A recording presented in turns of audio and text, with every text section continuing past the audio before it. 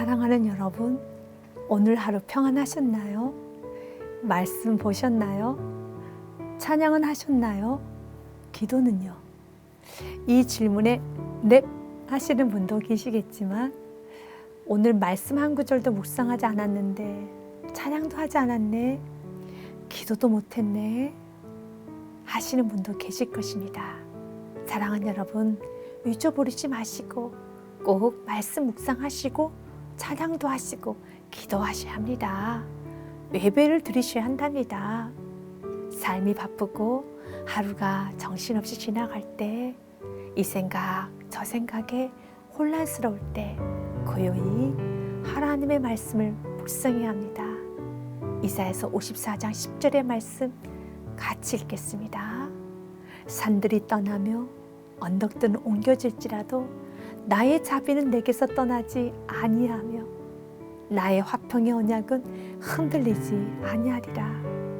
너를 긍휼히 여기시는 여호와께서 말씀하셨느니라. 아멘. 하나님은 말씀하십니다. 나를 향한 하나님의 자비와 긍휼은 떠나지 아니하리라. 화평의 언약도 흔들리지 아니하리라. 우리는 삶이 지치고 힘이 들 때 하나님의 자비 또한도 떠나갔다는 생각에 하나님께서 나를 버리셨다는 생각에 마음에 낙심이 들 때가 있지요. 절대로 여러분을 향한 하나님의 자비는 떠나지 않습니다.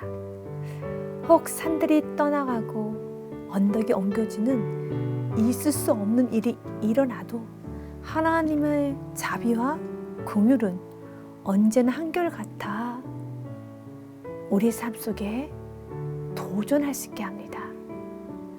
여러분에게 미국 코스타 공동대표였고 미국 신시내티 주립대학교 석좌 교수인 안종혁 교수가 쓰신 인생 거룩한 모험에 던져라 라는 책의 내용을 소개해드리고자 합니다. 안 교수는 너무나 가난한 어린 시절을 보냈다고 합니다. 대학에 갈 것은 엄두도 내지 못하고 공장의 전기공이었던 그가 지금은 미국 신시내티 주립대학교의 석좌 교수가 된 것입니다.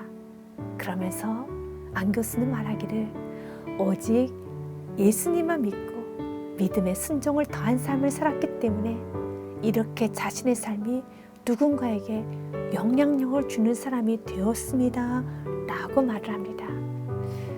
그 책에 안 교수님의 어릴 때 이야기가 소개되어 있는데요. 참 도전이 되는 내용입니다. 아버님이 돌아가시고 살기가 너무 어려워서 어머님과 함께 시골에 내려가 살았을 때 일입니다.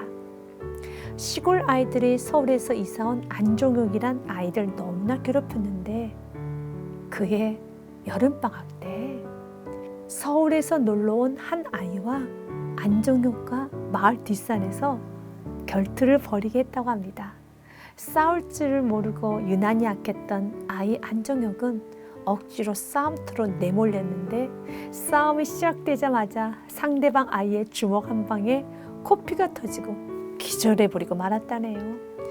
정신을 차려보니 아이들은 다 가버렸고 혼자 덩그러니 남아있는데 이 사건이 안 교수에게는 너무나 중요한 의미가 있었다고 합니다. 오래전 어릴 때 그 싸움은 내게 패배와 수치, 꼭 나쁜 것만은 아니라는 것을 나는 알게 되었습니다. 그리고 어차피 치료할 시험이라면 미루지 말고 치르는 게 좋다는 값진 경험도 배우게 되었습니다. 무너져야 할 것은 빨리 무너지는 것이 더 유익합니다. 진정 의지할 바위가 아닌 것은 빨리 깨닫는 것이 시행착오를 줄입니다. 시골 어린아이들 세계에서는 싸움 잘하는 것이 제일입니다. 성인이 되어보면 정말 아무것도 아닌데도 당시에는 인생 전체를 좌우할 것 같습니다. 이 일 때문에 어린 안종혁은 비참하고 자존심에 큰 손상을 입었지만 유익함도 있었다고 합니다. 형편없는 싸움 실력을 본 마을 아이들은 그 후로는 더 이상은 괴롭히지 않았답니다. 도리어 그저 평범하고 연약한 자기들의 친구로 받아들여 주었답니다. 서울에서 온 그 아이는 나중에 WBC 미들급 챔피언이 되었다는 소식을 들었답니다. 애초에 싸울 대상도 안 되었다는 것이죠.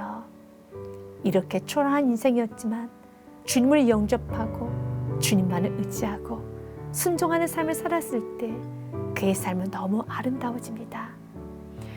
그렇습니다. 깨져야 할 것이라면, 무너져야 할 것이라면 빨리 무너지는 것도 좋지요. 그것을 감추기 위해서 애쓰고 없는데 있는 척, 모르는데 아는 척, 안 되는데 되는 척하며 고생하고 사는 것이 아니라 두 손 들고 주님, 나는 아무것도 할 수 없습니다. 천부의 의지 없어서 손 들고 옵니다. 주님이 나를 박대하시면 나 어디 가릴까? 라고 찬양하면 어떨까요?